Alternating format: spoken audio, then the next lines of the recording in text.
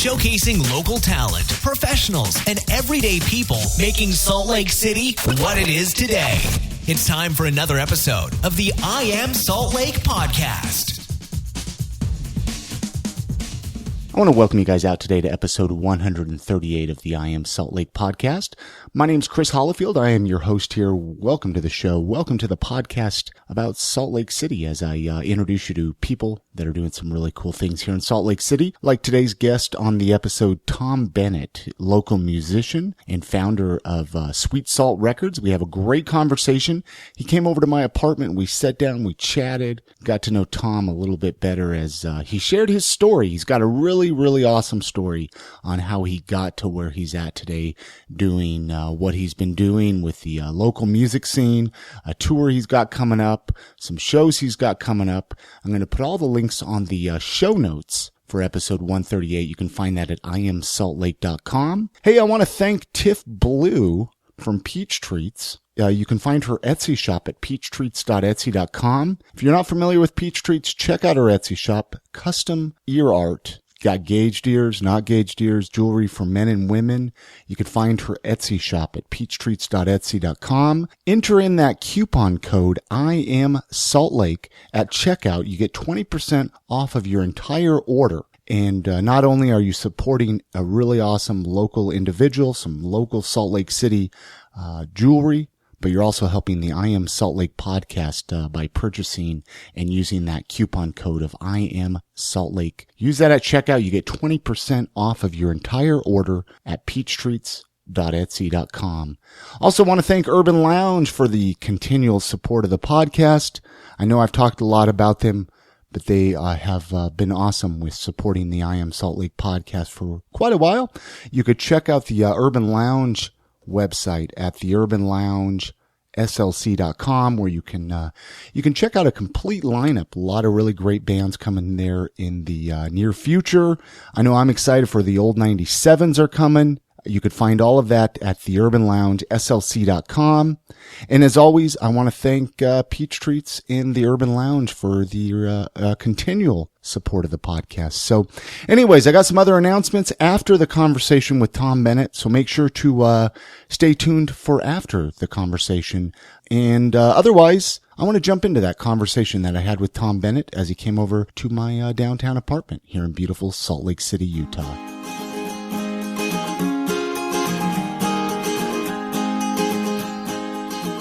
Tom Bennett. Yeah, thanks for having me. Absolutely.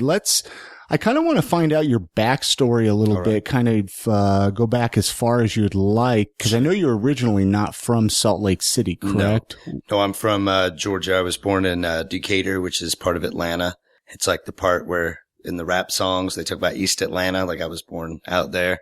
But we moved away when I was 5 years old. My grandmother wanted a place for the family to live, kind of out in the country and have somewhere nice. So they bought a farm called Eagle Crest.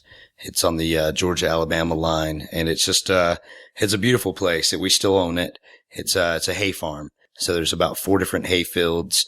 The entire farm is about the size of Liberty Park here in Salt Lake, so about 90 to 100 acres. And that's where I grew up. My whole family lived there, grandparents, aunts, uncles, myself. And that's where I grew up. And then I moved out here. I guess it was about 2000. So and what brought you to Salt Lake? Originally, why did you come here? Of all places, Salt Lake City, right? Yeah, I love Utah now. Originally, it was because, to make a long story short, let's make a short story long. Oh God, you don't even know, man. I'm the story master. So when I was 15, I had a strange drug-induced religious experience, and it caused me to want to know if there was some kind of absolute truth, which turned into a study of different religions and eventually joining the LDS church. So you took drugs and that made to become a Mormon. I mean, you don't hear that very often. No, I mean, no, what really. Do you care to talk a little bit more about that at all, or is that kind of a part of your life you try to forget about? No, I mean, because I'm intrigued by it. What, like some acid or what? What was it?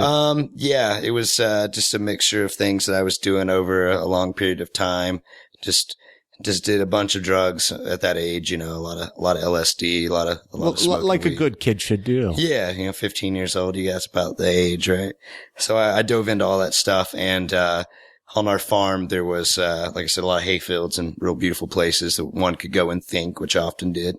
And anyway, with Mormonism, a lot of people probably are a little bit familiar, I imagine, being in Utah, that it was started by Joseph Smith, who claimed to have had a vision when he was 14 or 15 years old, where he saw God and told him to start a church, basically. So you were hoping to see God. I wasn't hoping to. That's the thing. I wasn't religious. That's why. So no religion in your family whatsoever? No, not really at all. I mean, it was never talked about. And I grew up in an area that was really religious, but it wasn't anything we were into, and, just had my own little weird experience that was kind of like doomsday, end of the world kind of vision type thing. And I came out of it. And even though I knew it was drug induced, I was still curious about the experience itself. Well, did it have meaning, or was it just the constructs of my own mind? I didn't know. So did you know Mormons then? No, I never even heard of it. Okay. So how did you find out about the Mormon How church? it eventually led to the LDS thing was, so I studied, Buddhism, a little bit of Hinduism, the Hare Krishnas, just anything I could get my hands on. And a friend of mine got me, he was a college student, the only kid I knew who was in college. He got me people don't go to college out there where I grew up. He got me a book of, world religions. And I loved it. I mean, it was my first introduction to the ways of thought of different cultures and peoples. So I read it, and there was not any part on LDS, but it opened me up to learning more about different religions. Eventually decided I probably should read the Bible because it was, the primary religious text in the region in Georgia.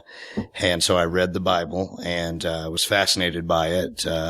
Liked the story of Jesus, but didn't just start believing in it. It was just, that's a really cool story, whatever. Eventually saw a LDS commercial on television on my way out to do something one day. Called them. They came over, told me about Joseph Smith, who had a vision when he was a young boy too. They came over to your house? Yeah, they came over to my house. And what did your parents think? I asked them if it was all right, and they were okay with it. They knew I'd been researching different religions for a long time. Because especially the Mormon religion, a lot of people are like, I don't know. Yeah, they had heard it was a cult and stuff, but they were open to letting me make my own decisions. They knew that I'd been studying for a number of years, so I don't think they thought I was going to join anything, because I took pieces of different things. And anyway, the missionaries came, and when they talked about this young boy having a vision, that resonated with me. So I studied Mormonism, and after about a year or so of really in-depth research into like all the old crazy stuff and all the anti-Mormon literature, I ended up joining the Mormon church. And then I did a mission, and that's what brought me to Utah. So if you grow up in the LDS church or join the LDS church outside of Utah and you show potential for, being strong in your community, sometimes you'll get sent to Utah because it's a great opportunity for you to see how the church organizationally functions, how it works. And so I came here, did a 2-year mission. But during the 2-year mission, I got very involved with fundamentalist Mormonism. And what exactly is fundamentalist? That's your offshoots. Your the FLDS church. Yeah, FLDS church is the most popular one because they've been in the news a lot. But to define the whole fundamentalist Mormon movement by just the FLDS would be pretty limiting. I mean, there's progressive Mormons, that are into environmentalism. A lot of the fundamentalist Mormons I knew owned like health food stores and were vegan, just here in Salt Lake City. Yeah. In the surrounding areas and in Salt Lake. And at that point I was actually in Logan. And, anyway, I got kind of into that a little bit because it was so like Mormonism, I don't know if your listeners are familiar, just like anything else, the ideas have changed a lot. Well, yeah. I mean, obviously Salt Lake podcast, I think most of us have some sort of Mormon roots. Sure. I grew up Mormon myself, So how old were you when you converted to Mormonism? 17. So you were 17. So you went on a mission probably at 19 years old. Then it wasn't like you were a late missionary. No, everything was, it was pretty right on time with the schedule of, Mormonism. I joined the church, got really into it, was giving out Book of Mormons at school and all that stuff. I had dropped out of high school, so I got back into high school and finished up luckily on time. And then, the church got me a job in a glass factory where I worked with a bunch of, I say crazy Africans, like a lot of people from Eritrea, Ethiopia, Somalia. Making glass. Yeah, making glass, like big windows for industrial. Okay. Yeah, it was a hell of a job, big factory job, real hot, hard conditions, but it was good money. And this was out in Alabama? In Atlanta, Georgia. Atlanta, Georgia. Mm-hmm. Okay. So I saved up, my $10,000, turned it over to the church, came out on a mission for my 2 years, got into the whole fundamentalist thing, and then found myself at a divide where it was either stay with the mainstream church or go with the fundamentalist aspects of it, which I was leaning a lot more to because I felt like it was a more pure form of Mormonism. I was really into the idea of, they call it United Order. It's basically a theocratic communism that the Mormons lived under. Like you've probably heard of ZCMI. Yeah, of course. Yeah. It was Zion's Cooperative Mercantile Institution. It was like a Mormon trading post. It didn't become a mall until much later. It started off as a place where everyone brought their goods and they would trade openly. And then the surplus would be given to the church to be given back out to the members as needed. And they lived that until like the 1890s. When they got rid of polygamy, they got rid of a lot of their like core Mormon philosophical concepts and lifestyles. So then the mainstream church gradually became more, socially acceptable. And now we have, the worldwide church, which is, kind of just like, they really push that we're Christians just like anybody else. And so you were struggling with this on your mission then? Yeah, quite a bit. And I finished my mission, but then I got out of the whole Mormon thing. My choice ended up being to just walk away from all of it because I felt like I was either going to go into it full on or get out. And getting into it full on meant, moving out into the desert, taking multiple wives and doing the full Mormonism thing. You were actually considering doing that. I was being invited to join it. A lot of the polygamy. How does one get an invite to that? That's there's you just start hanging out with those type of people. A little bit, a little bit, but it's more than that too. When I was on my mission, my job kind of was I would speak at a lot of churches. So I would go on a Sunday, probably to 8 different LDS wards and give talks. And, a lot of my talks were more on we called them the mysteries of the kingdom, the deeper concepts behind Mormonism. So because of this, that put me automatically in those circles a little bit, word of mouth. Oh, this young guy is teaching real Mormonism.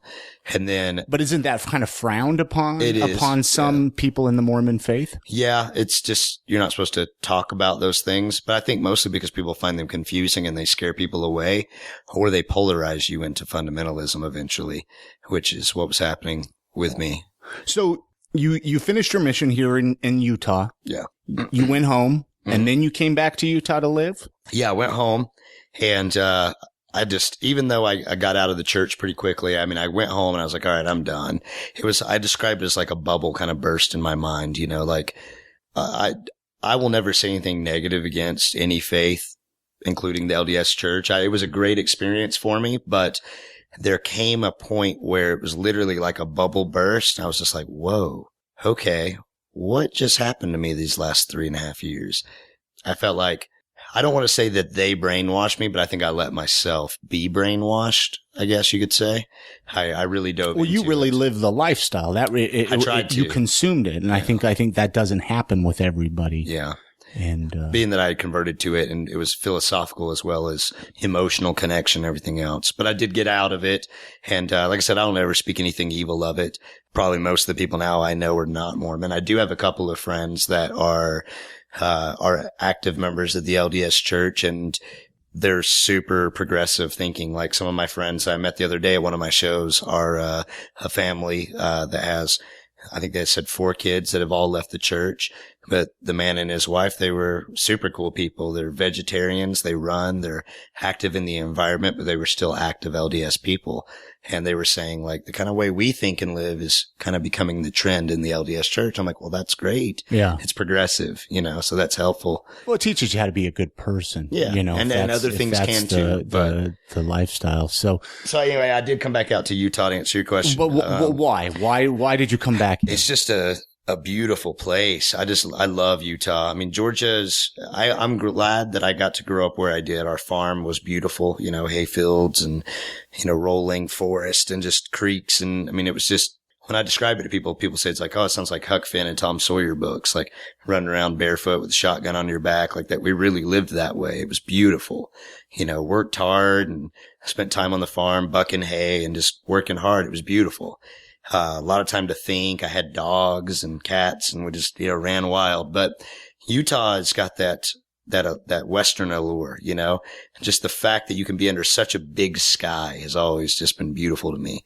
Utah is just so vast, and I tell people, I talk to a lot of musicians that come through from other places. And I tell them, take a day or two and really see Utah. Definitely go to Temple Square and all that. But if you get a chance to drive south, do it. If you get a chance to go north, do it. Even around here. And when you're talking Utah, you don't mean just Salt Lake City. Like you said, go down to Zion and southern Utah and outdoors camping, north, Ogden, Logan, all that area. Everywhere. I always tell people what Utah lacks in cultural diversity. We make up for an ecological diversity. I mean, the southern part of the state is just, it's like Mars. I used to hitchhike from Salt Lake down to St. George and back all the time. And just, I loved it. Just going down there and seeing the red rocks and the contrast of the blue sky and the hot weather. And then when it snows on it just a little bit, it's just perfect. I used to go down there and just walk around in the desert, get lost, write in my notebooks, write. And were you playing music at all at that time? Yeah, I've always played music. Were you playing my folk music that I'm doing a lot of right now is really new to me. So I grew up, I started playing the harmonica when I was 9. I was given my first harmonica from a lady from West Virginia, a friend of the family, got it for me for Christmas. 9 years old. I'm like, what an awful Christmas gift, right? Like, well, for your parents, not for you so much, right? I still thought it was awful because it's like, wow, some like old redneck, a harmonica. Yeah. How am I going to learn how to play this, right? Yeah. Exactly. Yeah. How am I going to learn? Like, I'm 9. I don't want to do this. But, I got consumed in it. Like, by the time I left that Christmas party, I had learned like the first couple notes of Silent Night. And I'm like, okay, maybe I will be able to learn how to play this. And I remember specifically sitting, often in the hayfield next to our house and just practicing harmonica, and eventually was able to do just a basic blues lick, the da-na-na-na, just a basic blues. And I remember being like, okay, now we're getting somewhere.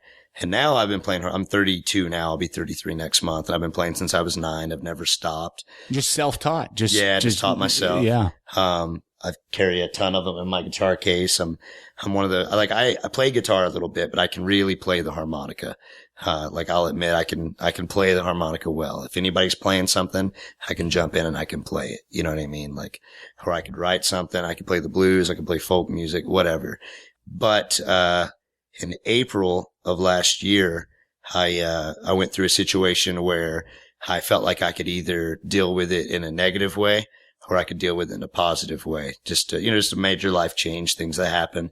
And I figured I could either get back into drinking and get kind of depressed and fall off, the good way I'd been living for the last number of years. Cause after Mormonism, I got into some bad stuff out here in Utah too. I was a cocaine dealer for a while, and luckily got off of that and got my life straightened out without building up a criminal record. So, did that happen right when you came back to Utah? No, I moved back to Utah and gradually, just got involved in, just the nightlife and culture. The party scene. Yeah, just the party scene. I went out to a lot of shows. I played music.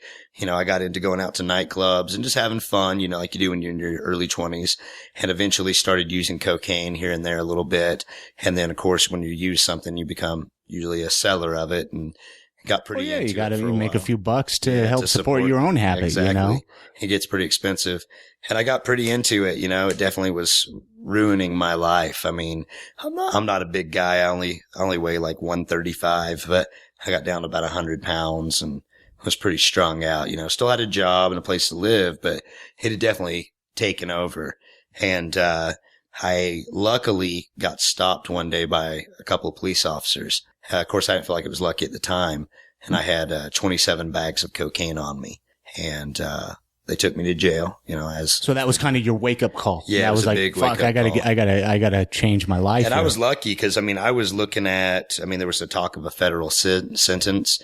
There was a talk of 7 years mandatory minimum prison time.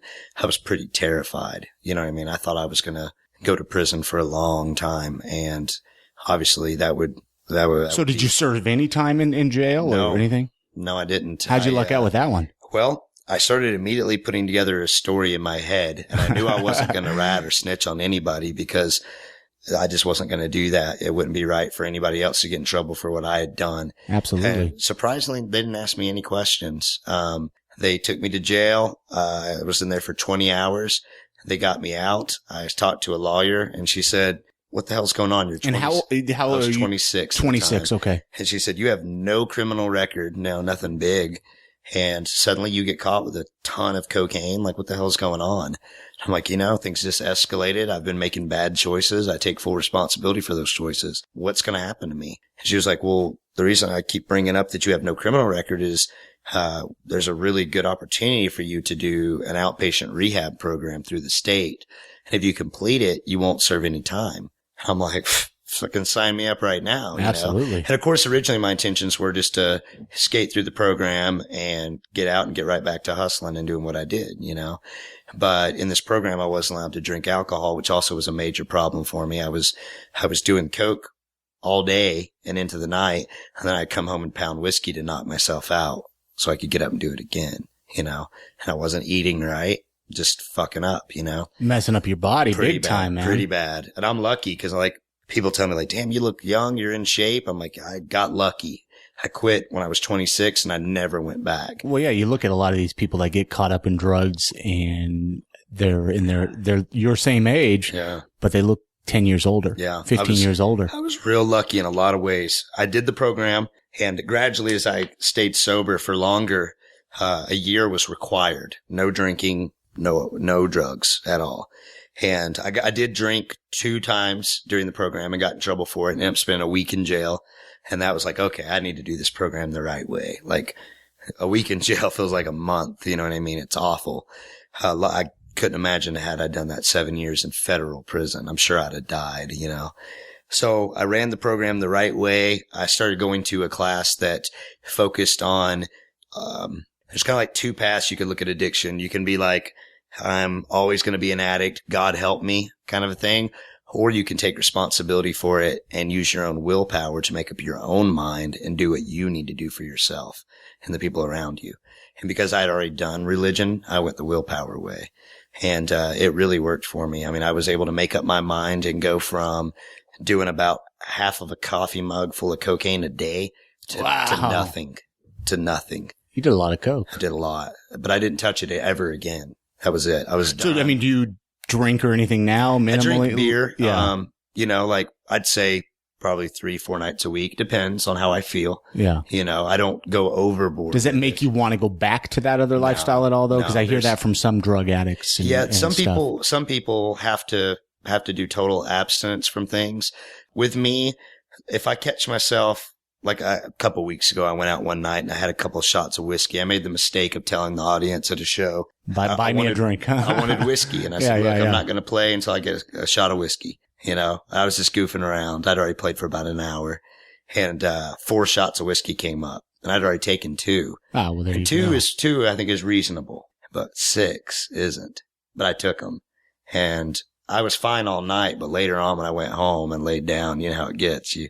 I don't feel so good now that I'm laying down. The head spins. So I haven't drank whiskey since then. It is not that I'll never drink whiskey again, but, I have to remember my limits. And now I trust that I have the ability to do that. And sometimes I will make a mistake and drink too much, Well, we all do that. Yeah. Man, we all make. You're wearing a whiskey shirt. I'm wearing now. a whiskey shirt right now. Is it making you thirsty or what? You know what I mean? We got this water. We're making up for last night's beer. Yeah. Rough night last night. Well, before we get too far into the conversation, I want to play, we'll play one of your songs here. I'll stitch it into the, all right. to the interview here. I don't know if there's a song you want to play first here or. Yeah, I can give you a little background, on the song too, if you like. Yeah, let's do it. Let's little story behind it. Okay. So, we talked about the harmonica and, if you were in the studio here as a listener, you would see, I play a resonator guitar. It's a badass guitar. Yeah, it's beautiful. Thank you. Yeah. I love that guitar. Her name is Mabel. And, Mabel here is a resonator guitar. It's basically before you had amplifiers, you needed your volume to project. And the resonator has a tone that carries longer. It has a natural resonance to its quality. It also has a sound somewhere between, I'd say 3/4 of a guitar sound and maybe 1/4 of a banjo sound. So it's a little bit more percussive. It's got more of a striking element to it. It's meant for playing the blues and folk music. It's twangy, and I use a slide on it. So before you bought this guitar, did you research like what would be the best guitar for what you want to play? I didn't. I'm just going to play. Yeah, let's try to play a song. Yeah, no, absolutely. It'll probably come out all right here. Yeah, most listeners, I'm probably sure have heard a slide before, but just to demonstrate that quality I just described.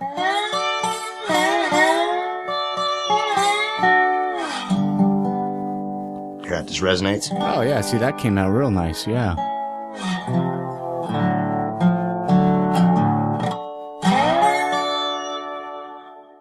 So it's got that sound to it, You asked if I did research and all that. Really, I didn't. I wasn't even looking to start playing guitar. Like I said, last April 2013, went through something that was. I could either dive off the deep end or I could pick up something positive to deal with. And that's where you picked up the guitar. Yeah. I was working at a Boys and Girls Club. I was a Boys and Girls Club director for a couple of years. I was with that organization, and I just recently quit to pursue music full time. And we'll talk about that in a minute. But they had an old Yamaha guitar sitting up on the wall at the Boys and Girls Club. And I asked if I could borrow it on the condition that I fix it up, repair it. It needed new strings. It was real dirty. It had been sitting there for years. No one used it. And I took it home. I put strings on it and I tuned it just by ear. And not being a guitar player, I tuned it to what I thought was what you do, standard tuning. But I found out later that what I tuned it to, though it was in tune, was not standard tuning. It was open D. So I got my voices all scratched up today. Open D is a tuning that is primarily used in Delta blues. And Delta blues is the original blues that came out of the Delta region of Mississippi. Famous for guys like Son House, Robert Johnson, who's known as the one who sold his soul to the devil to be the best guitar player ever Great was. Musicians, by the way. Yeah, all that stuff. I love that music, and I grew up listening to it. So I realized, that's cool. What I naturally tuned to, not knowing any better, was one of the tunings that these guys use. There's also open A, G, whatever you want to use, but open D is one of them as well. So I started messing around with the guitar, started carrying it around with me everywhere I went, and I've always been involved in a lot of the Salt Lake activist community. I go to, March Against Monsanto, clean air rallies, all that stuff. And we formed a group called the Beneficial Humanism Movement. And it was just a group of friends that would meet on Sundays and have lunch with homeless people in the park. We didn't feed them. We would eat with them. And just play some music. And just play music and relax. And so I would take that Yamaha down there and I would talk with these wild homeless guys. If you go to my YouTube channel, there's a interview with a guy named Ramblin' Ricky Bobby. He was a amazing storyteller, traveling folk singer, country guy. He was pretty wild. Not a dude that you could stand to be around for a long time, but I loved his story. So I filmed a little of him playing and telling stories. But anyway, I ended up playing down there for the homeless, and an opportunity came up to perform at the Peary Hotel here in Salt Lake. And somebody just approached you or it's just like I asked them if I could sit in the lobby and play some music, and they're like, yeah, that would be really cool. Come do it. And then I thought about it more, and I'm like, well, wait a minute. I don't really know how to play yet, you know? Maybe I'm jumping the gun and here, I just thought it'd be cool to like go get a nice black suit and sit in the lobby of this classic hotel and play blues. I just thought it'd be cool, you know? And, what ended up happening is I invited a handful of local singer-songwriters to come down on a Wednesday, and they opened up the restaurant for us. And we went in, and it went so well that it became something that we did every Wednesday. And it eventually became a night called A Good Old Time. And it went on for about 5 months, the Peary Hotel on Wednesdays. It got up to sometimes 80, 90 people would show up. Just to come out for that night. Yeah, huh? just to come out for blues and folk music and just singer-songwriter stuff. And we kind of formed a little culture and a little group of people that performed together. And then I started thinking about putting out a compilation CD of everyone. And then I thought I should just start a record label. So I came up with the name years ago, actually, of Sweet Salt Records. So basically went out and got a business license. By this point, I had 6 or 7 songs I could play, and I would play them every Wednesday. And then I started getting asked to play shows, you know, that were going to pay.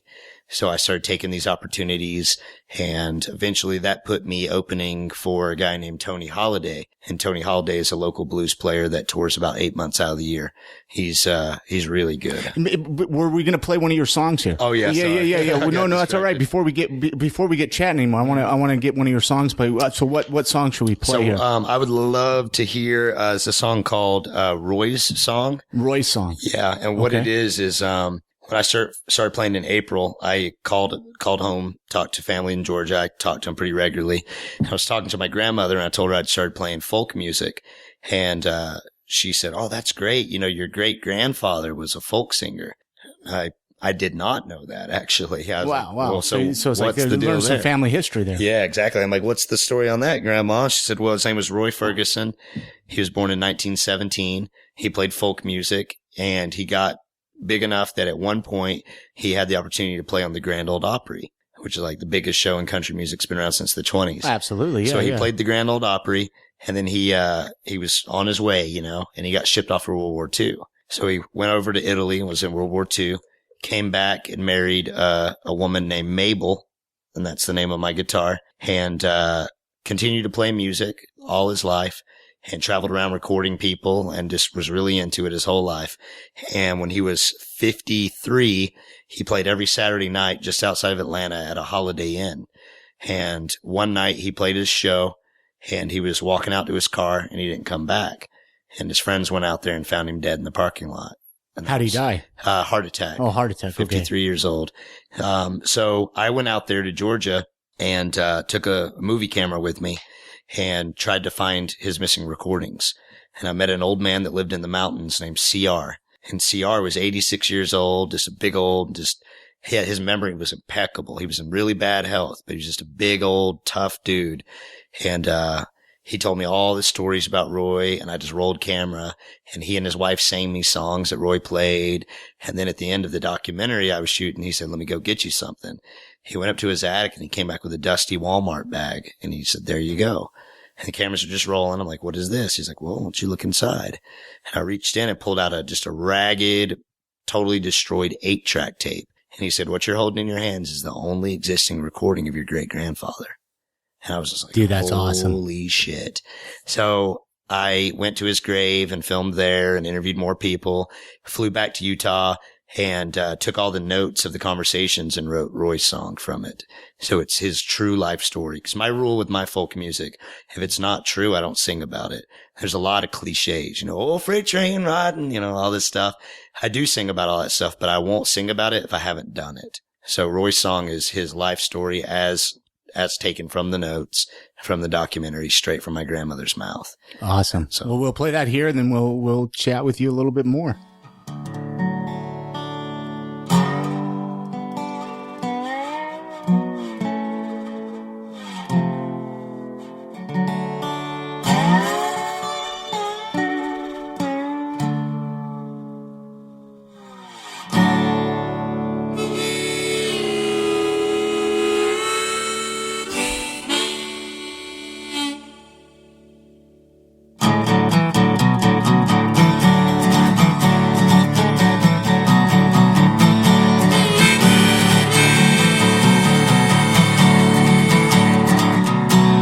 born amongst Baptists in Cedar Town. Bible leaves were blowing in the wind. Ferguson's of Georgia blood, his son was born in 1917. His father was a farmer of crimson clay.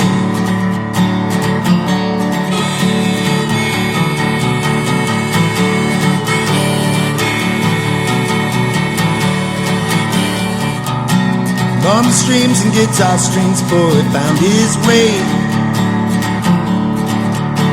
Loudly and proudly he proclaimed, there's a valley where the soul never dies.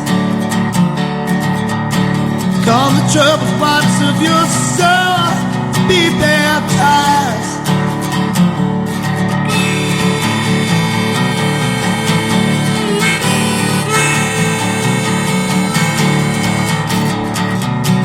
Long came love, such one to do.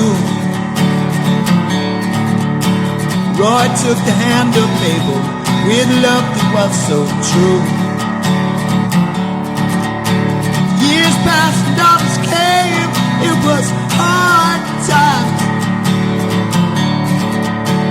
Roy scratched the living, driving cars on the production line. Shit.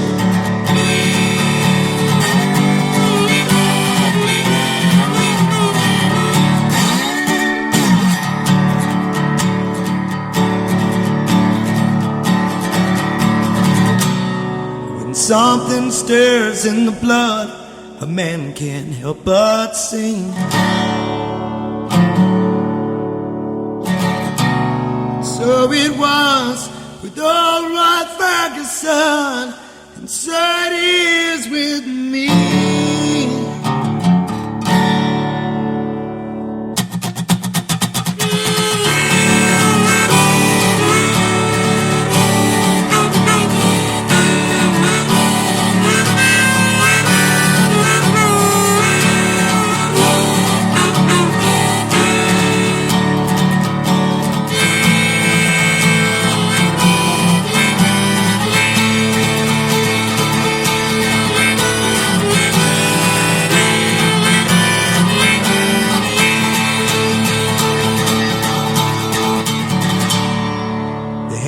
Fate and destiny was stirring in the wind. Something happened late that night at the Holiday Inn. The final song was sang and the lights fell low. So Roy made his way out to the darkness of the road.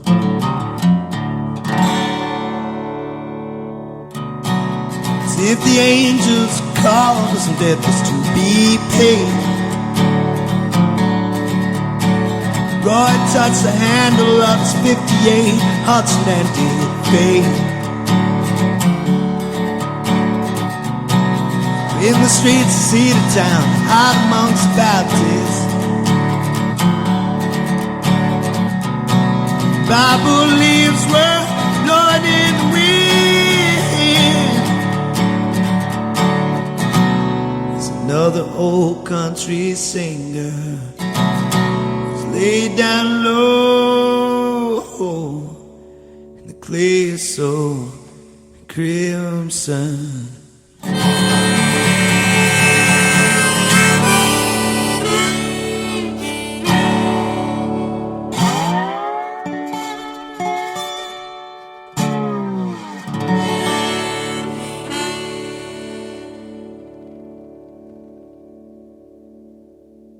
Now, how did you get moved back to the hotel you were playing at? When did it get moved over to Zest then? How did that, talk about that, how that story happened? In essence, it just became like, I mean, we loved playing at the Peary Hotel. I mean, the place it's classic.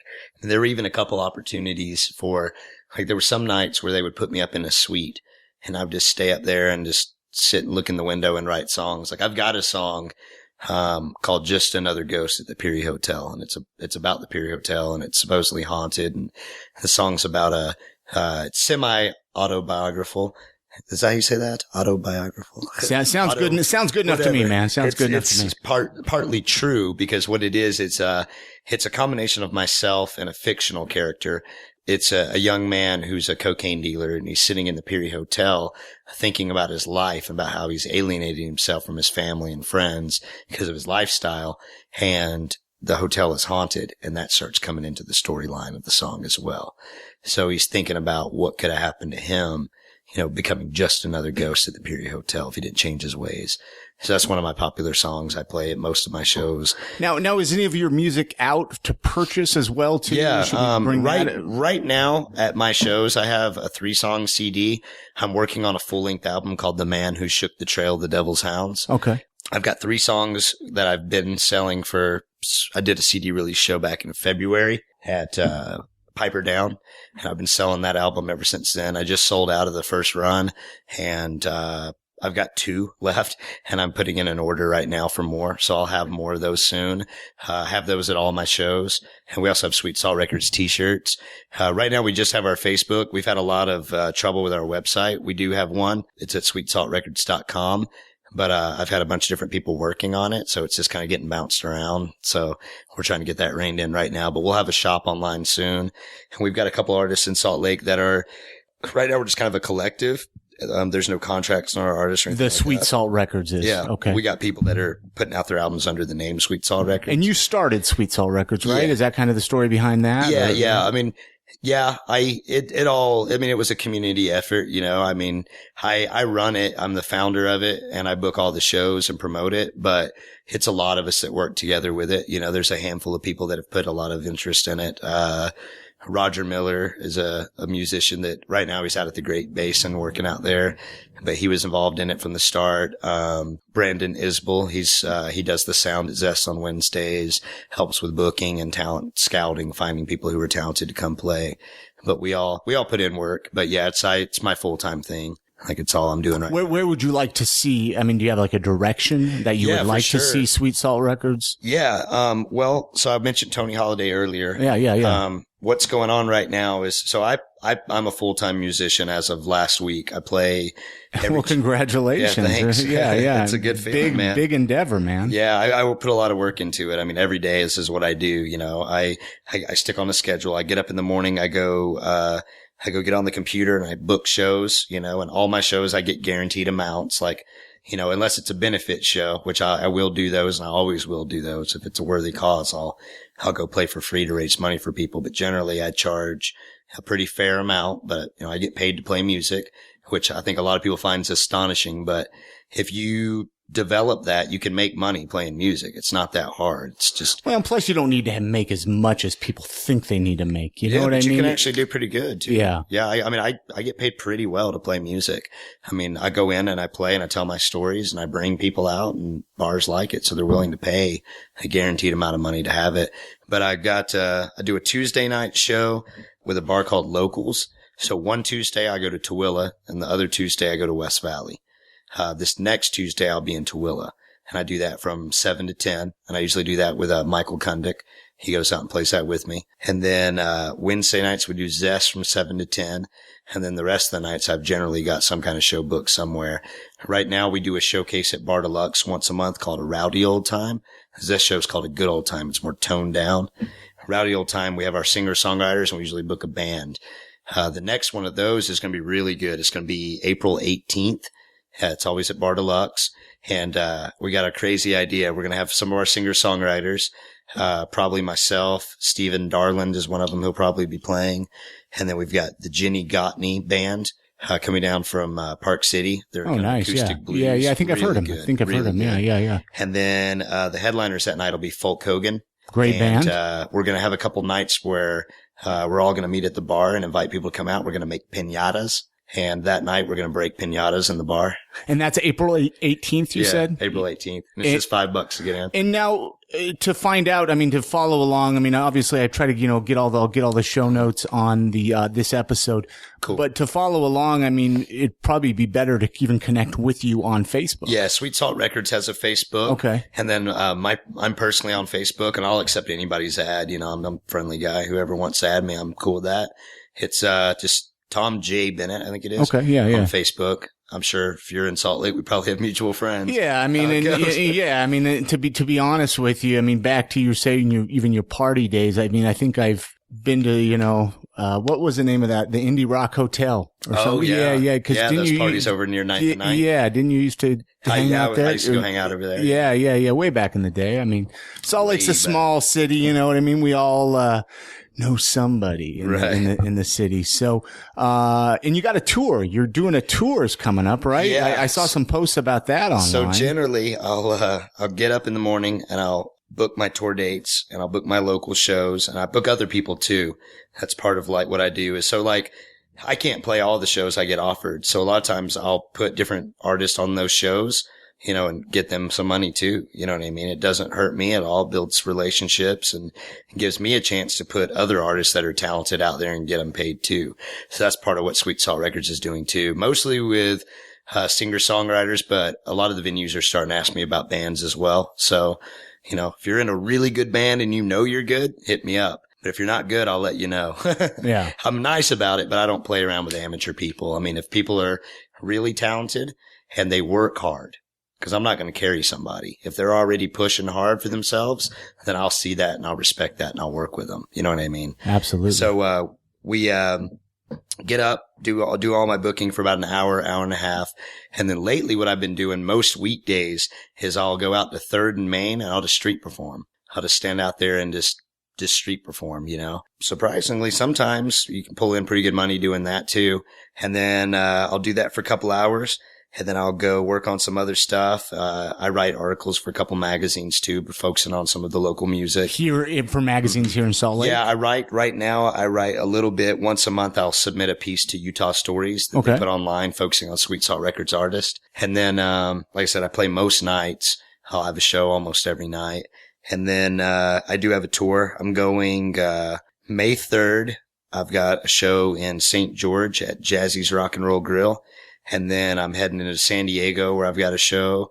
And then I'm heading up. Hopefully I'll book one in Los Angeles, but I don't have it booked yet. So if you have any listeners in LA. To be honest with you, I have quite a bit of, there's quite a bit of people in like LA and San Francisco and stuff like that. I got trying to book those decent audience in those cities. So if anybody's listening. Yeah. And I will reach out to Tom here. Yeah. And on tour, I mean, I've got, so far they're all venues, but I'm open for house shows, whatever. I'm going to be doing a lot of street performing, and I'll be posting on Facebook. Like if I'm in San Francisco, I might just go down and be like, this is where I'm going to be at, come down and hang out, throw a couple bucks in the case, pick up some CDs, whatever, come say hello. With folk music, I mean, I think you always got to keep it for the people, Absolutely. So I keep my stuff reasonably priced and, I perform on the streets. Like yesterday I played on the street and then I went and played a show at the state. Now, are you going by yourself on tour then? Or no? First tour, my girlfriend's going with me. Her name is Christy, and she is, graduating at the end of this month with her master's in architecture.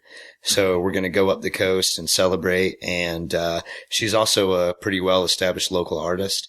She's a painter and she makes her own shoes.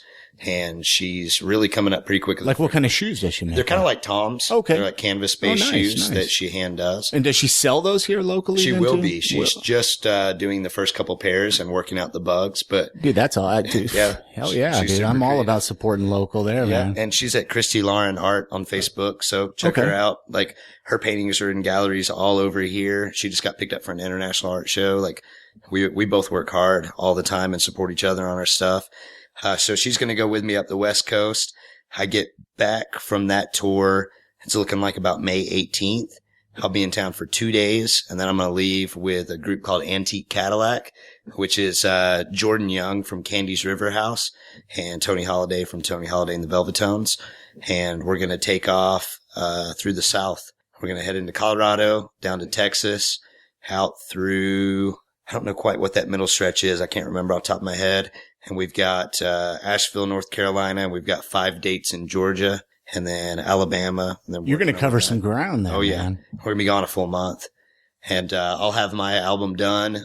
I've got one more song I think I'm going to put on it, a blues song about my neighbor growing up. The song is called Spencer's Tale. It's about I'm just writing it. It's not even completely done yet.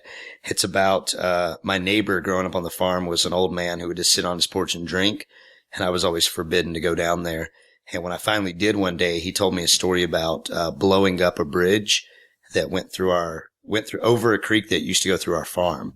And the creek still does, but the bridge is all blown to, it's barely even there. And he claims that his wife was cheating on him, and he found out about it, and he dynamited the bridge to kill her. And when I was a boy, the tail fins of her car were still sticking out of the creek. And that's where we'd swim. But no, we didn't know that. It was just some stones in the water in the back of a car. And he claimed that's what happened. So I wrote a song about that. And as soon as I get that one recorded, we just got to finish a little bit of mixing and mastering. And just a little shout out to Fish the Sky Studios in Draper. They're the official recording studio of Sweet Salt Records.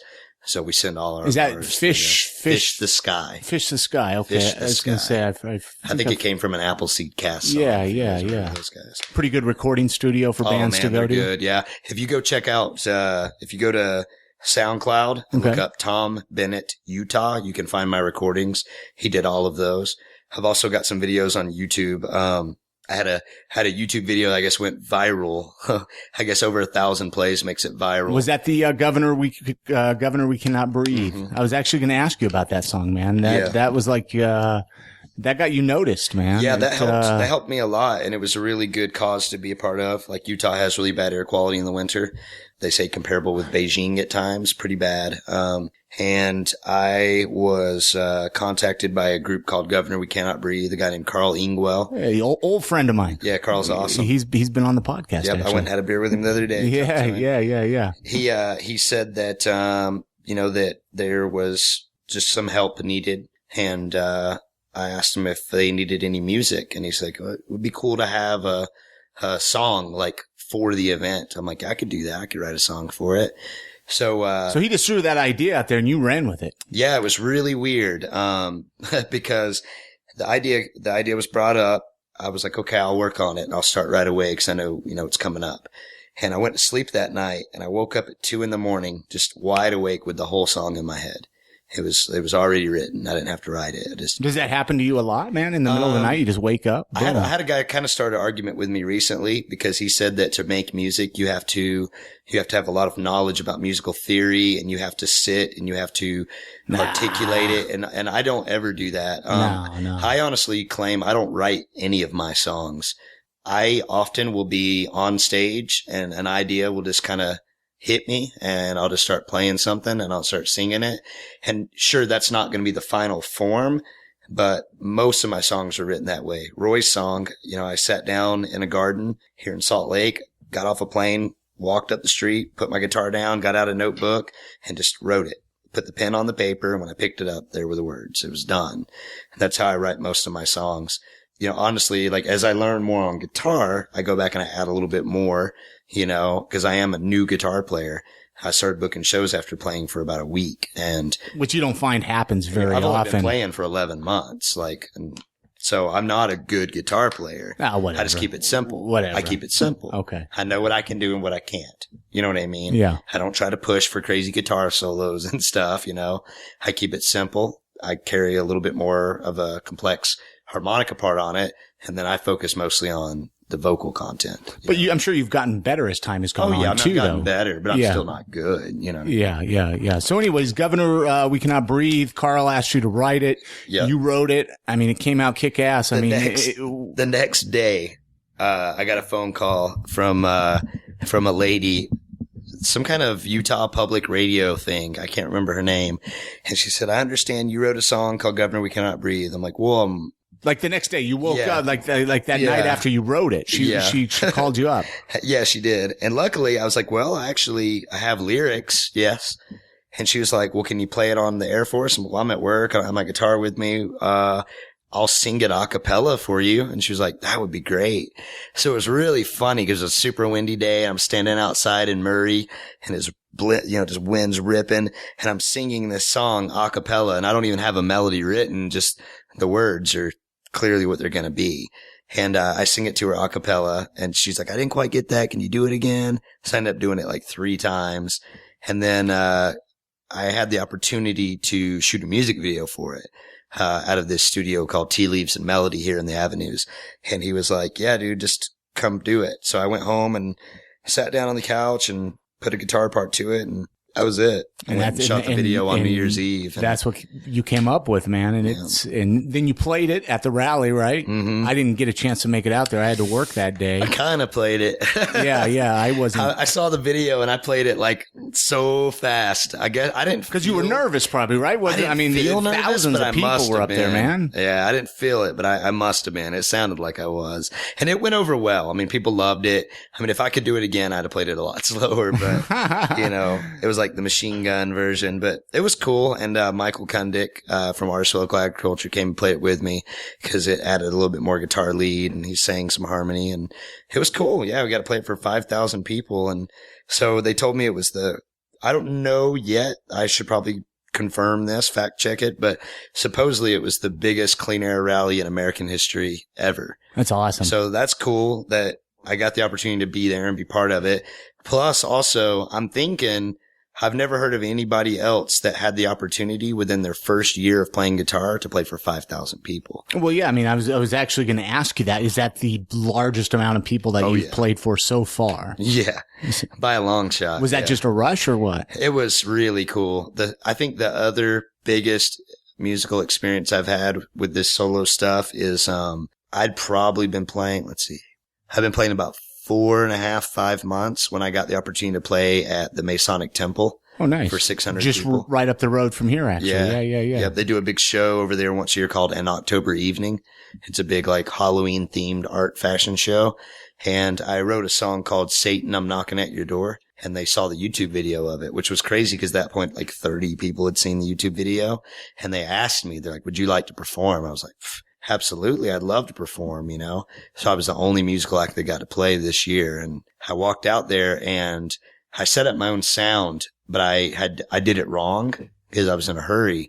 And so when I went up there, I strummed the guitar and there was no amplification. And I leaned into the mic and I said something and there was nothing. So I could have either you were like, been like, fuck it, I can't do it. Yeah. What's going on or here? I could roll with it. And so what I did was I reached back and I unplugged my guitar and I walked towards the audience and I just sang it loud. Nice. And there's a video of it on YouTube. And if I watch it, it gives me chills. Is it on your YouTube page? It's not on mine, actually. I should probably go get it. My friend Logan Cronell was the filmmaker for it. So if you go to YouTube and search Logan Cronell, C-R-A-N-N. C-R-A-N. I think it's was it Cranell, I believe? I'll try to find it to get it into the show note links, because I want to check it out. If you type in October Evening, it'll pull it up. There's like a weird looking blue circle on it. And that's the video. But he's got video of the whole night edited with my live performance.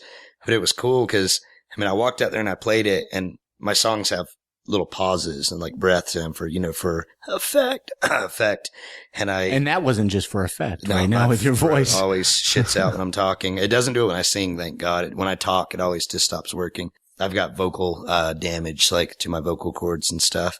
So it's from all that cocaine. Probably actually is. Yeah. And I used to smoke and stuff too. But in that song, it's really cool because there's a moment where I pause. And I was just about to start going again. The crowd just starts roaring and they don't stop. So I was like, oh my God. Like I was nervous, but after that I wasn't. And that was the last time I feel like got nervous performing, cause once people like it and they like it, you're like, this is cool, man. Like this is cool. Then you're performing for them. Absolutely. Then it's not for you anymore. It's for them, So things have kind of exploded for you over like the last year, like you were saying. Yeah. Where would you like to see this go for you? Well, because obviously you just even made it full time for yourself. Yeah. With the kind of music it is, I don't have illusions of grandeur of it. Like it'll never probably be on popular radio. You know what I mean? It's not something that I'll probably sell tons and tons of albums. That's all right. As long as I can make a decent living doing what I want to do, I'm happy. But I've got a pretty strong work ethic. I work really hard. I view it like a business. Everywhere I go, I'm talking about it. I'm talking about other people. You know, I'm talking about the whole label. I push it, and people do the same for me because they like that. You got to scratch each other's back. Yeah. And they like that I'm driven, and I do get stuff done. If I say I'm going to do something, I get it done. You know, if I say I'm going to start booking shows and I'm going to start getting paid, then I do. And I do it quickly. I do everything immediately, and I get a lot of respect because I work hard and I help other people out. And because I help people, a lot of people help me. So I plan on doing a lot of touring. Do you feel though that like I'll talk to people and they'll feel like they can't be successful if they live in Utah or Salt Lake City? Do you feel like that's an excuse? You think so? I think so. I think that you can, I mean, with the access to the internet and everything else that we've got right now, there's no reason why you can't get your stuff out there. Now, I personally have a long way to go. I'm not really great on all the social marketing, networking ideas. You know, I do use my Facebook and I put up links and I invite people to my shows. I do what I can. I need to learn a lot more about national marketing. Well, so there's also other social media outlets. Like, I don't know if you, do you access Twitter at all or do you get on that? I have one, but I hardly ever use it. And I use YouTube a little Twitter, bit. I mean, YouTube's great. I need to get more into YouTube. You know, a lot of musicians, what's that website musicians use so people can. Indie on the Move has been pretty good for me lately. Okay. There was, my mind's blank. SoundCloud, Reverb Nation. Yeah, I don't know. I'm up on all those. Yeah. I just started it because I'm booking my tour. Like, I'm starting to be better about all that stuff. And now that I'm full time, I have time to do it. Yeah. My job is I was a program director for 160 at youth risk. Okay. At risk kids. So I was, and you were finding that was just taking you away from, from I mean, it was music. great, you know, and I'm glad I did it. And I still help them in ways that I can, you know, and I hope to for a long time. And it's the Boys and Girls Club of America. You should, if you're helping anybody, the kids are worthy investment of our time. You don't have to give money to all the homeless people or all that stuff, but kids deserve a hand, you know? So I still try to do what I can, but it was just too much of my time. I went and looked at my email and I had like $800 worth of shows sitting there that I hadn't even responded to. And I'm like, this is stupid. Yeah. Like, I need to do this. So I just couldn't free up any more time, you know? And so I just had to finally just go, okay, look, I'm going to do this. I'm going to do it right. And right now, and what else, like over the summer? I mean, I'm sure you'll get out there like downtown farmers markets. Oh, yeah. I'll be at all that stuff. I'm sure when I'm here, yeah. I'm going to be gone a lot from here on out. I just want to be a traveling folk singer, you know, like, how's your girlfriend feel about that? She's cool with it so far. I mean, she's going to go with me on this first tour. Yeah. I mean, she's going to be doing architecture work. So hopefully she'll be able to do a little bit with me, you know, and do some stuff too. We haven't talked a lot about it, but you know, she knows it's what I'm going to do. I mean, we both feel like it's kind of my fate, you know what I mean? Well, it is. It seems like it is. Yeah. The way it's worked out for me, it's just, you know, I still got the documentary. So when I go on my Southern States tour, being that we were unable to find the recording of Roy Ferguson, we're going to end it by taking the band over to my grandmother's home, and we're going to perform at a Georgia fish fry, and we're going to play for about 200 people at that new Roy Ferguson, and some of them are related to Roy Ferguson. Oh, nice. So we're going to film that, and that's going to be the end of the documentary. And then I'm going to start editing that. I'm going to start working on trying to get it into Sundance and other film festivals. Because, I mean, honestly, it's good. It's a compelling story, and I'm not a killer filmmaker, but it's real. You know what I mean? It's real. And I filmed it in a way where, you know, if something stopped being fascinating, I just turned the camera off. And then if somebody said something fascinating, I turn it back on. Like, could you repeat yourself? Like, it's put together in a way where when I start editing it, it won't take a ton of work. And I've got a ton of talented folk singers from all around America that already want to be on the soundtrack. Like, so you're connecting with people all over. Oh, man. yeah. Like, I was standing on the street corner the other day, and two dudes walked up with a banjo case and guitar, and they're like, "Hey, man, we're Championship from Portland, Oregon. We're kind of a traveling folk band. We talked to you on Facebook." I'm like, "Oh, yeah. Get out your instruments." So we played, and then I set them up a paying show, like right there on the spot, called a venue. I was like, I'm sending these guys down. They're going to play, give them $100 bill, you know, make sure they got something to eat, you know, and the venue's like, absolutely. They didn't even need to hear them. They trust me, you know? So I sent them down there, and now, you know, before they even left, we're like, all right, we're going to meet this day in Portland, Oregon. You know what I mean? Like, set up a show. I'm going to be there. you say people trust you, and you say people, can trust what you're sending them, like musician-wise. What do you think made it so you got to that point? A lot of people, they try to start these projects. Because everybody I've worked with is good. You know what I mean? Like with Sweet Salt Records, we do an open mic from 7 to 8 at Zest every week. You got to be good. Like it's Americana. It's strict. It's got to be acoustic. No yelling, no rapping. Just come down and play folk, blues, or country music. And anybody's welcome to do that. And people know you're going to bring good bands. Yeah, and they know we're going to bring good people. And then I always bring 2 to 3, sometimes 4 featured artists each week to Zest. There are people that have auditioned for me.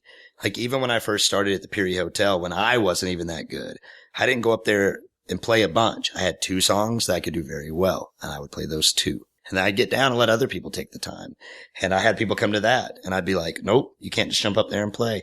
Step over here and play me your song where no one can hear you but me. If it's good, you can go up there and play. If not, I'm sorry. Go practice more. Or you just don't have. You ever made anybody cry? No, I'm always nice to people. I mean, I just tell them, if somebody asks me my honest opinion, I'll be like, look, man, maybe your guitar playing is really good, but you don't really sing like you feel it. Or maybe, like in my case, you got to be passionate. I can sing, but I've got a long way to go on guitar. And you can admit to that at least. Totally. A lot of musicians and I'm working can't. to change it. I'm working to change it. And if somebody comes up to me and they're like, hey, man, like I've had friends come up to me and be like, dude, you didn't really sound like you were on point tonight. And I'm like, yeah, you're right. You got any advice? And they'll tell me. And if they're right, they're right. You can't take offense to that because it's not. It's good to get good not necessarily only good, but and good and bad. If you're a performing artist, it's got to be good. Yeah. You know what I mean? Like there's a Bob Dylan song. He's like, I'll know my song well before I start singing. It's like, you gotta know that you're up there to perform for people. Yeah. And honestly, if you're not good, people aren't going to have you back. But if you keep getting better, like people have seen, I've become a performer on the stage. Yeah. People have seen it happen. They're like, okay, he's just starting. Let's see if he's going to get good, and there's people that have been coming out the whole time I've been playing, and they've watched it happen. And that's cool because those people have been able to give me constructive criticism. There's other people who've sat in the wings and just kind of watched. And then when it got to a certain point, come up and go, okay, now you're ready. I'm going to set you up with this person. You know what I mean? I'm going to set you up over here. I'm going to get you this show, or I'm going to call this person and tell them about you now. Cause now it's there. Yeah. Now you're in your element. Now you're ready. And that's what I'm looking for in people. Like with our record label, like I've got people that are like, man, I wish I could get paid playing. I'm like, why aren't you? You're great. Let's change that. Do you really want it? Then go out there and work a little bit harder. And when I see that, I'll start throwing these gigs at you. Cause there are some of them. There's a guy named Jim Fish. I'll call him up all the time, man. You want this gig? Do you want this money? Do you want to go do this show? And he'll do it. He'll drop it and he'll do it. And he's good. You know what I mean? Here from Salt Lake. Yeah. And there's Stephen Darland. Perfectly good. He's from Amarillo, Texas, moved up here. And he'll get up there and, like in the last couple months, I've put him on stage probably 5 or 6 times, and he's gotten better and better each time. And now you go see him, all it is screaming women just losing their damn minds because he's throwing their shirts at him, right? Yeah, they probably will start soon. So, hey, you know what I like to do with people I bring on the show always, especially somebody like yourself that's so involved with Salt Lake City, besides music, like let's say somebody listening, they came to Salt Lake, where would you tell them to go check out? I mean, areas, or is there any favorite spots in Salt Lake to check out, or favorite restaurants or anything like that? My first years in Salt Lake, I just like to walk around in the streets a lot. And I used to always, you shouldn't condone this kind of behavior, but I was always the type that would get like some bottles and put my own booze in them and just go walk around. Yeah. I like talking to the homeless people and stuff, but in Salt Lake, we really have a thriving art scene, whether it be music, performance poetry, slam poetry, if you want to call it that. There's a lot of, like, I have a friend, Deanne Emmett, who's down in Texas right now winning like the slam competition from here in Salt Lake. Wow. So Salt Lake has a lot of that. That's really cool to check out. I know that there's a lot of stand-up comedy that's starting to really get going in Salt Lake. There's the Utah Arts Alliance. They're always putting on really cool events. There is the Urban Arts Gallery down at the Gateway Mall. They used to be the American Eagle store. Yeah. It's a huge art gallery. And beautiful in there. Yeah, beautiful. It's cool. I'll probably end up playing down there sometime soon before we leave. But through my girlfriend. She's a painter, and her sister is Renee Keith, who's a well-known local photographer. So through them, I've met all these artists, and there's so much going on. It's crazy. And it's gallery stroll season. I think that happens. So what? This Friday we just had was it the third Friday? I think it's the third Friday. I think it is. Yeah, those are really cool. Like the gallery strolls are awesome. I'm going to start going out and street performing at a lot of them whenever I don't have a show, which I usually have a show, but all that stuff is really cool. Some favorite things to see. Yeah, I'm just always curious, people coming on. If you get a chance, like if you come here with kids, I would say catch a show at Kilby Court. Kilby Court's like one of the longest running all ages venues in America. It's awesome. It's a great place. I still go there as frequently as I can. When I first moved to Utah, that's all I was. I was down there every day. Well, back in 2000, man, that was where you went, man. That was, it's still a great. It's still cool, but they need to bring in more people, and it's still cool, and people need to go. And they do little art shows and music. Of course, they have music. Restaurants. Yeah, do you have any like favorite local eating spots that you feel need to check out? I'm not vegan, but my girlfriend is. Right? So I eat a lot of vegan food, and there's a new spot called Bud's. Right down the road here from here, yeah. So good. I still haven't had a chance to go there and eat a sandwich. I heard their sandwiches are incredible. They're so good. Like, it's one of those places where they have like a barbacoa burrito. Okay. And I tried it and I'm like, this tastes like a barbacoa burrito. Like, you know what I mean? Like, I'm not vegan. I grew up in the South. Like, it's pretty good barbacoa pork. Like, damn, that's pretty good. And they have a pesto sub that kicks ass. There's a dude named Martin that works there. He's super friendly. Every time we go in, he's like, he knows you by name once you start going. Like, they're cool. Utah Stories is right next door, a little local magazine. So that's cool. What about Pat's Barbecue, being from the South? I hear it's good. I haven't been there. Okay. I know they book live music, and I keep thinking I should call them and see. Yeah, I was just wondering what you thought of their barbecue. I haven't been there, but I hear it's good. I hear it's good. That does seem to be the new food trend in Utah right now. There's been a lot of barbecue. I hear R&R is good. I went down to Devil's Daughter a couple times, and it's a Texas style, which is. It's different than like what I grew up with, where we have like a lot of vinegar-based sauces and pork. But I was happy with the food there. It was pretty cool. The Devil's Daughter. I like the food carts a lot, like the taco carts. Down by Sears. I go down to the Woodshed. I like that bar. I go there, like, they show The Walking Dead on Sundays at 7. So that's like, Sundays are like my day where I try to get some relaxation in. So I go watch that, and I usually get a street taco out there. The lengua is really good. Caltung. Vegan. See, I don't know if I have the balls to try that one. It's pretty good. But the two places that I will tell anyone that they're in Utah that you've wasted your time if you don't go to is you have to go to Zest. Zest is just the most ethical, delicious place. Like, it's so good. It's run by Casey Staker, and he's just an awesome businessman. He's friendly. He runs his own business. He's down there. Didn't he used to do W Lounge, right? He was the guy that ran W Lounge, and he just had a bigger vision. Yeah. And he took a big gamble, and it's paying off for him. And so Zest is cool because the food is local. Yeah. It's grown. And it's all organic, all vegan. It's all organic, gluten-free. Like, it's the kind of food that when you eat it, you feel invigorated afterwards. You're not like, I'm full, I need to sit down. You're like, damn, I feel like going for a run. Yeah. Like, I feel good. I've had everything on the menu. Everything's good. There is sometimes, lack of consistency because it is local produce. Like, for example, I had the jalapeno poppers the other day, and they're so good, made with like cashew cheese. The first one was fiery hot, which I like. And the rest were pretty mild, but they were still fresh, delicious jalapenos. And to me, that's cool. I'd rather it be that way than consistently the same. Yeah. But it's always good.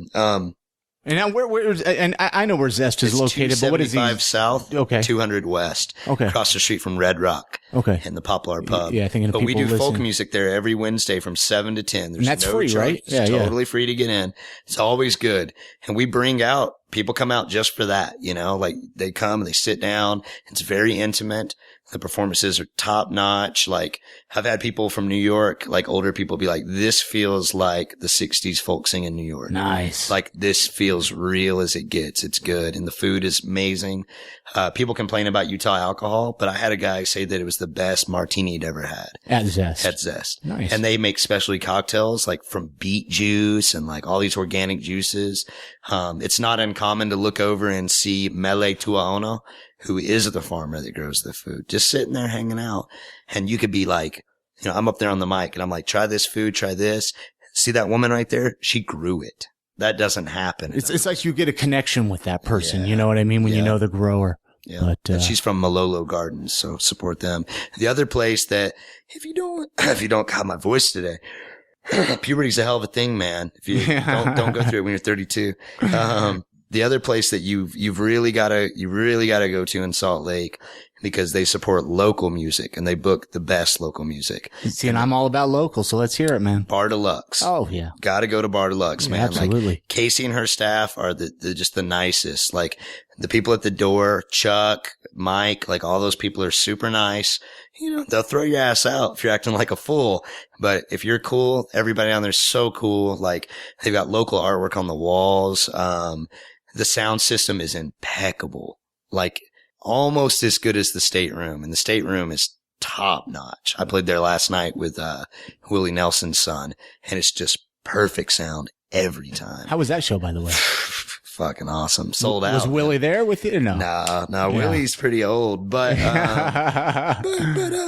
Lucas came and hung out, and he's a real cool guy. Yeah. And he's a hell of a performer. It was really cool.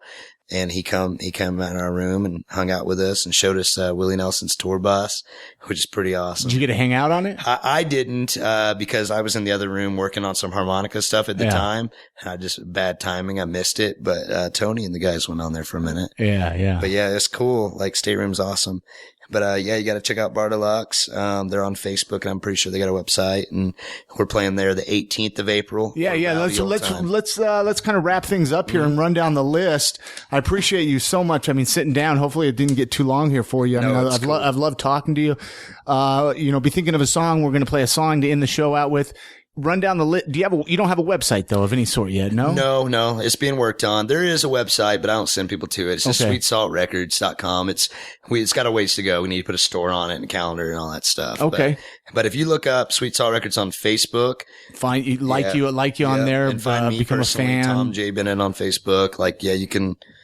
Yeah, we'll communicate. And the 18th at Bar Deluxe. Yep, 18th at Bar Deluxe. Every Wednesday at Zest. Tuesday, I'm out at locals, whether I be in Tooele or. And you post that online where you're going to be? Yeah, I post everything. All my shows. I've got a full calendar of all my dates I posted yesterday. Absolutely. I've got I don't know, man, 30 something shows scheduled.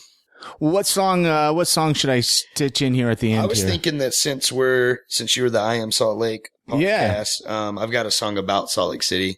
Really? Specifically, it's called If I Could Die Anywhere. It's about a conversation I had with a homeless guy in Pioneer Park.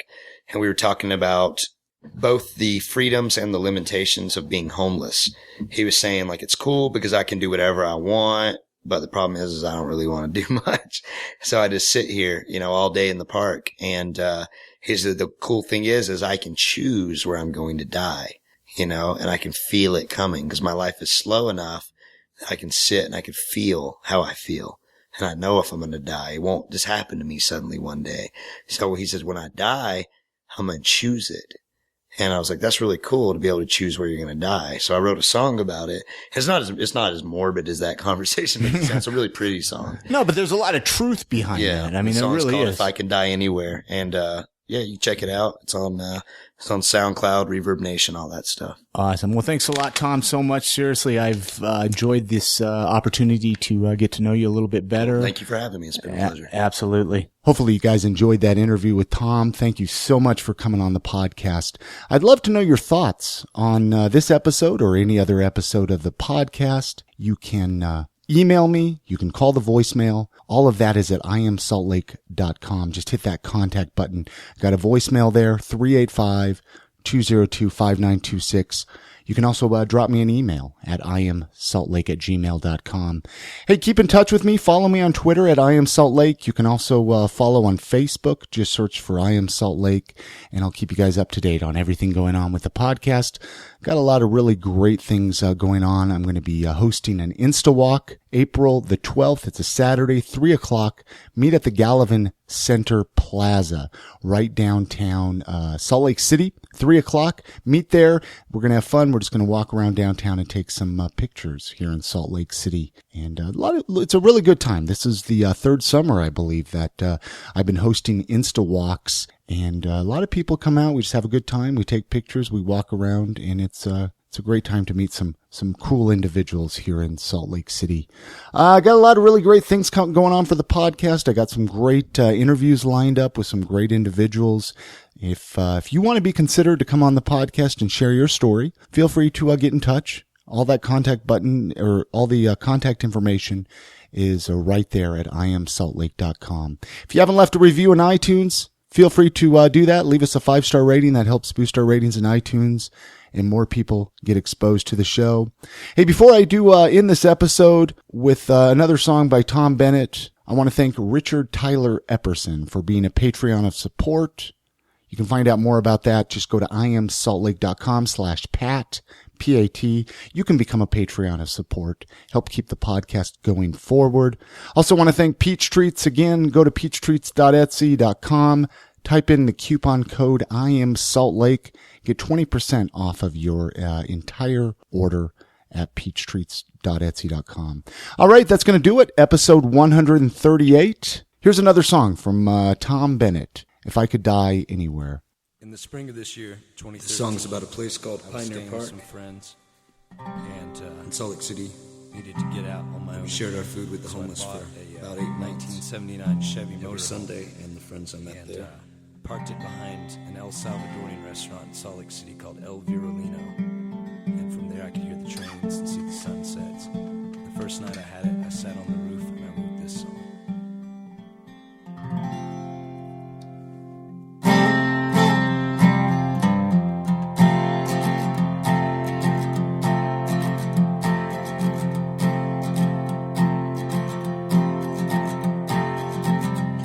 If I could die anywhere, I'd die in Salt Lake City. It's so delicate and pretty, and I see people falling in and out of love, and the most beautiful scenery anyone ever dreamed of.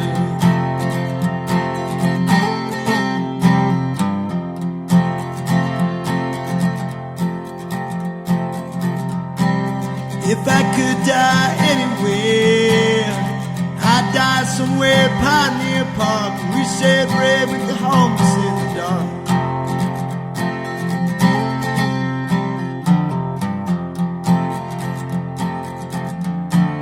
I'd die by you, where the poplar seeds blew over our head. We had a love that was not yet dead.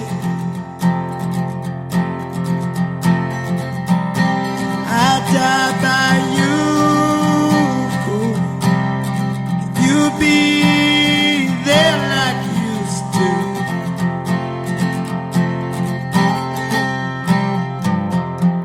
Here's the thing, I've seen loves run away with strangers.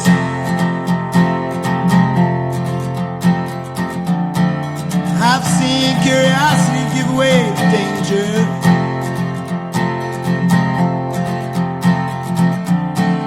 I've seen all of America roll by, right here from the highway side.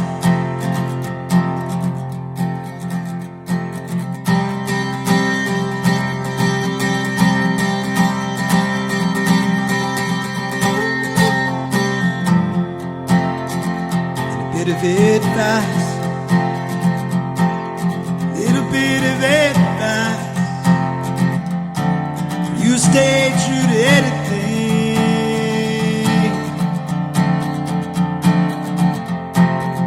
You stay true to anything. Let it be the wide-eyed wonder of a child. Live your life with a sense of poetry. Gonna be wild.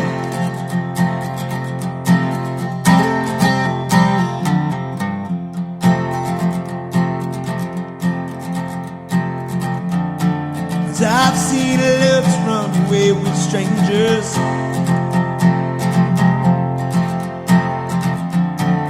I've seen curiosity give way to danger.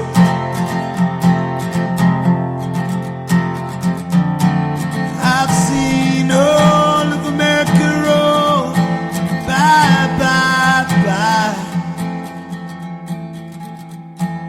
right here from the highway side.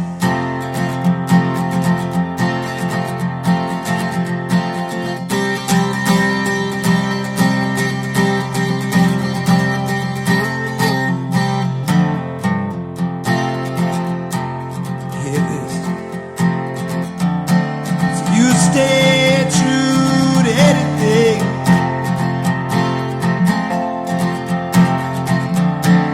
Let it be the wide-eyed wonder of a child. Live your life with a sense of poetry. Gonna be wild.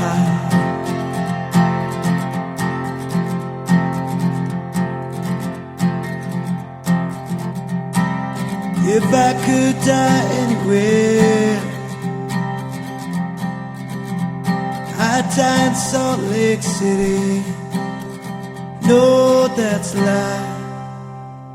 I'd die under a bright blue Georgia sky.